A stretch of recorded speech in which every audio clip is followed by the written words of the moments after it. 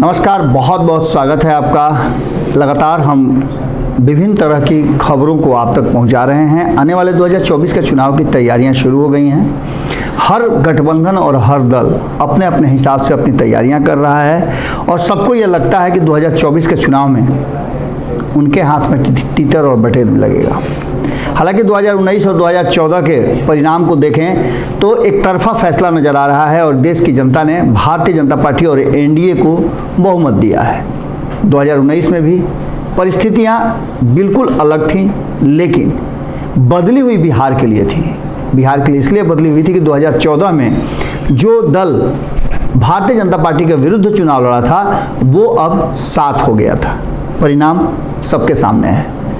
नीतीश कुमार और भारतीय जनता पार्टी के साथ लोक जनशक्ति पार्टी जुड़ी और तीनों ने मिलकर के बिहार में विपक्ष का सफाया कर दिया है। एकमात्र सीट कांग्रेस को आई, जिससे कि महागठबंधन की प्रतिष्ठा बची।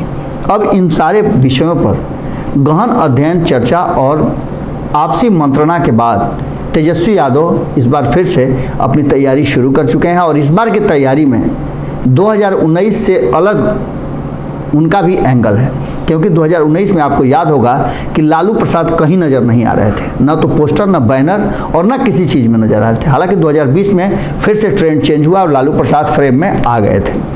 अब इन सारी बातों को लेकर के 2019 में और भी बहुत सारी बातें हुई थी।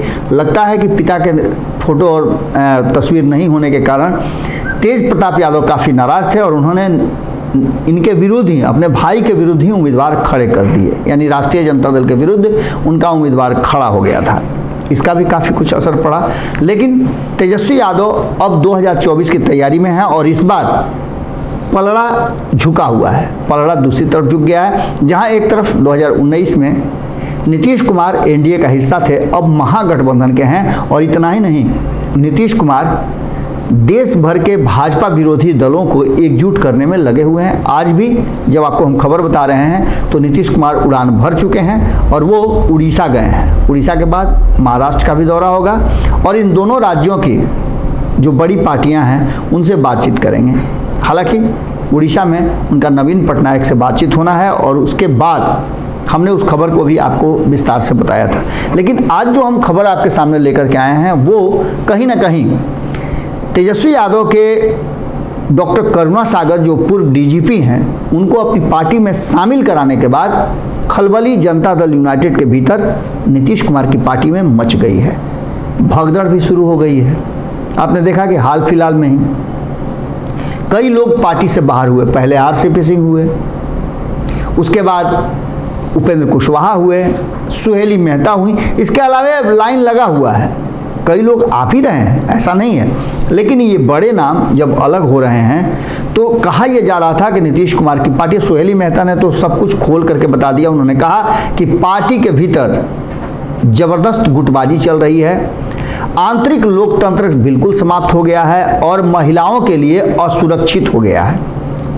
असुरक्षित इस मामले में हो गया है कि उन्होंने कहा है कि महिलाओं को आगे नहीं बढ़ने दिया जाता है, इसलिए राजनीतिक रूप से वो असुरक्षित हैं। महिलाओं को लेकर के नीतीश कुमार चाहे जितनी भी नीतियां बना लें, आरक्षण दे लें, लेकिन उनकी पार्टी के भीतर महिलाएं कभी भी आगे नहीं बढ़ सकती हैं। हालांकि नीतीश कुमार इससे बिल्कुल अलग, अपने दो महिला विधायकों को आपने देखा होगा कि किस तरह से मंत्रिमंडल में भी शामिल किया है अपने ही पार्टी से। इन सब के बाद अब करुणा सागर के ज्वाइनिंग के बाद से खलबली मचना लाजमी था।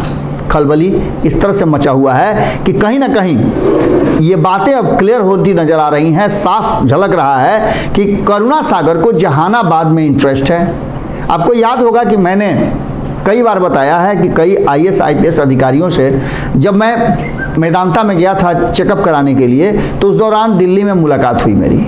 करुणा सागर ने तो मुझे बात करने के लिए अपने पास बुलाया और उनसे लंबी बातचीत हमारी हुई। करीब 2 घंटे तक उनकी बातचीत हुई और बिहार की राजनीति पर उनकी भी पकड़ काफ़ी अच्छी थी। मेरे साथ संवाद के दौरान उन्होंने कई बातें कही, कई संभावनाएं मैंने भी निकाली और उनके राजनीतिक जो एंगल था उसको लेकर के मुझे लगा था कि वो अब बेहतर राजनीतिक उड़ान लेने के लिए तैयारी कर रहे हैं। इसके साथ साथ उनका सामाजिक सरोकार भी रहा है। डीजीपी रहते हुए भी उन्होंने बहुत सारे काम अपने क्षेत्र में किए हैं। जहानाबाद से जुड़ा हुआ उनका पैतृक स्थान है। उसके साथ साथ बिहार को अच्छी तरह से जानते हैं, पढ़ाई लिखाई भी उनकी अधिकांश बिहार में ही हुई है। यहाँ से ग्रेजुएशन के बाद वो निकले हैं। इन सारी चीज़ों को लेकर के वो चर्चा तो जरूर करते हैं। पटना में भी जब वो आए थे तो उनका सॉफ्ट कॉर्नर नज़र आ रहा था राष्ट्रीय जनता दल की तरफ। उन्होंने कहा था कि तेजस्वी यादव में भविष्य नज़र आता है। इन सारी बातों को कहने के बाद अंततः उन्होंने ज्वाइन कर लिया और ज्वाइन करने के बाद जनता दल यूनाइटेड के भीतर खलबली मची हुई है। एक तरफ जहां महागठबंधन, हमने आपको पहले ही बताया था कि भारतीय जनता पार्टी का नज़र उन सीटों पर भी है जहां वो जीत हासिल नहीं कर पाई है या अपने उम्मीदवार नहीं उतार पाई है। इस बार भारतीय जनता पार्टी अपने उम्मीदवार उतारने के लिए पूरी तैयारी कर रही है। तो वहीं दूसरी तरफ आपको बता दें कि करुणा सागर जहानाबाद से चुनाव लड़ने के लिए तैयारी कर रहे हैं। अब इस बात को लेकर के जो वर्तमान सांसद हैं उनके मन में खलबली होनी ही चाहिए और यही खलबली पार्टी के भीतर भी है। 16 जो सांसद हैं, हमने आपको कई बार बताया है कि उन पर कहीं ना कहीं दबाव बढ़ता नजर आ रहा है। जब गठबंधन में सीट शेयरिंग होगा तो एक बात तो साफ नजर आएगी कि सीट शेयरिंग में बहुत सारे सेक्रीफाइस करने पड़ेंगे। 2019 में भारतीय जनता पार्टी ने तो नीतीश कुमार के लिए अपने 5 जीते हुए सीटों को बलिदान दिया था, त्याग किया था। अब नीतीश कुमार ऐसा करेंगे या नहीं करेंगे ये आने वाला वक्त बताएगा, क्योंकि नीतीश कुमार को जहां बिहार की कुर्सी पर बने रहना है वहीं देश भर के पार्टियों को जुटाना भी है।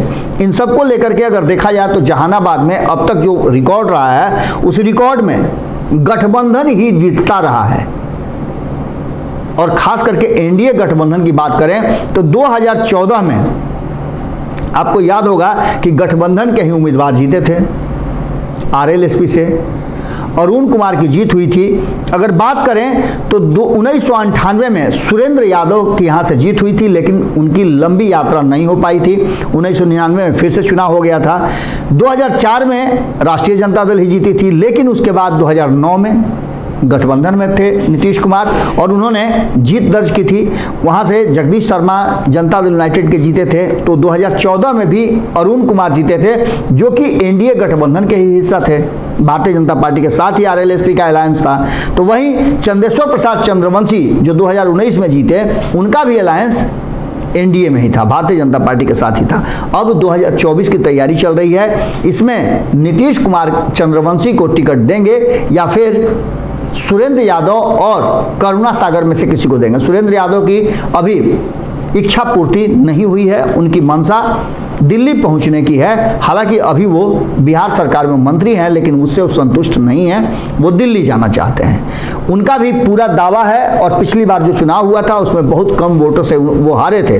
हार का कारण उन्होंने ठिकरा जो है वो कहीं ना कहीं तेज प्रताप यादव पर फोड़ा था, क्योंकि तेज प्रताप यादव भी वहाँ से अपने उम्मीदवार उतारे थे। इन सारी बातों को लेकर के अगर देखा जाए तो इसके अलावे बहुत सारी ऐसी कड़ियां हैं जो जोड़ती हैं। हम आपको जातीय समीकरण भी बताते हैं जिसको लेकर के करुणा सागर ज़्यादा जहानाबाद पर उंगली रखे हुए हैं। उसके पीछे का कारण है कि एक तो वो प्रशासनिक अधिकारी हैं, दूसरा अपने क्षेत्र में काम करते रहे और तीसरा जातीय समीकरण के आधार पर अगर देखा जाए तो 15,75,000 से ज़्यादा वोटर जहानाबाद में हैं।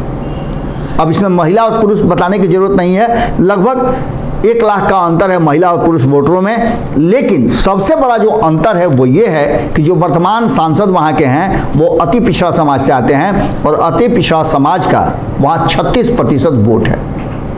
इसके अलावे अगर बात को एक जगह समेट करके देखें तो 17% यादव और 11% मुस्लिम वोटर हैं, यानी कि 28% वोटर MY समीकरण से आते हैं। तो वहीं भूमिहार का भी इसमें दबदबा और वर्चस्व अच्छा है, 15% भूमिहार वोटर यहाँ हैं। दलित की भी संख्या कम नहीं है, 21% दलित और महादलित वोटर हैं। तो सवर्णों की संख्या भी 4 से 5% अन्य सवर्णों की है, ब्राह्मण और राजपूतों की। अब ऐसी स्थिति में करुणा सागर को ऐसा लगता है कि वो MY प्लस भूमिहार वोटरों को अपने तरफ करके और इस चुनाव को जीत करके दिल्ली पहुंच सकते हैं। रास्ता कठिन है, क्योंकि जो रिकॉर्ड बता रहे हैं उसमें बहुत सारे जो IAS IPS अधिकारी, पूर्व DGP, बड़े बड़े प्रशासनिक अधिकारी ने खाकी से खादी तक का जो सफ़र तय किया है उसमें कामयाब नहीं हो पाए हैं।